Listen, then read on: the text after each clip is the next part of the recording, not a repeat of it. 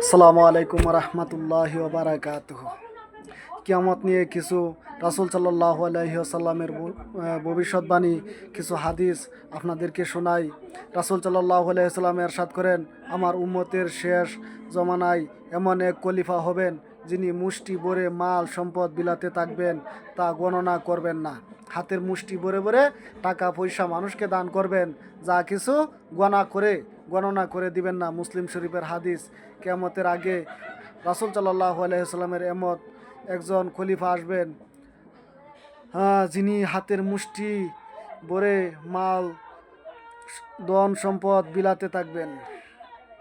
এবং অন্য হাদিস আছে, রাসূল সাল্লাল্লাহু আলাইহি ওয়াসাল্লাম ইরশাদ করেন, ফুরাত ইউফ্রেটিস নদী তার তলদেশে রক্ষিত স্বর্ণের পাহাড় উন্মুক্ত করে দেওয়া পর্যন্ত কিয়ামত সংঘটিত হবে না।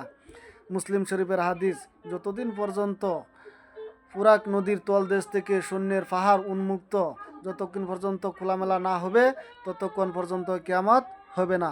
রাসূল সাল্লাল্লাহু আলাইহি ওয়াসাল্লাম আরও বলেন, ততক্ষণ পর্যন্ত কিয়ামত কায়েম হবে না যতক্ষণ পর্যন্ত হেজায় ভূমি থেকে একটি অগ্নি প্রকাশিত না হবে, তার আলোতে বসরায় অবস্থানরত উটের গলা পর্যন্ত আলোকিত হয়ে যাবে।